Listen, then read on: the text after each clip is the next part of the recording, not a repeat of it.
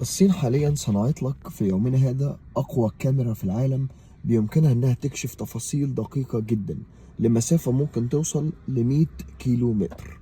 وبتعتمد التقنية دي على المبادئ بتاعة رادار الميكروويف، ولكنها بتعمل بأطوال موجية بصرية، وده بيسمح لها إنها تنتج صور أكثر وضوحا في الموجات الدقيقة زي الميكروسكوب. وبتقدر الكاميرا انها تلقط صور بدقة ملي متر واحد لمسافة ممكن توصل ل100 كيلو متر او اكتر.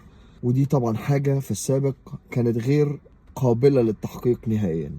وتمكنت من اكتشاف الاجزاء اللي بيصل قطرها ل 1.7 ملي، وتحديد المسافة للاشياء بدقة عالية جدا ممكن توصل ل 15.6 ملم.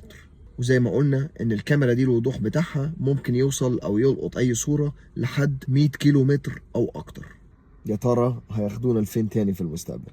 ما تنساش السبسكرايب واللايك عشان كل شوية تلاقي معلومة جديدة.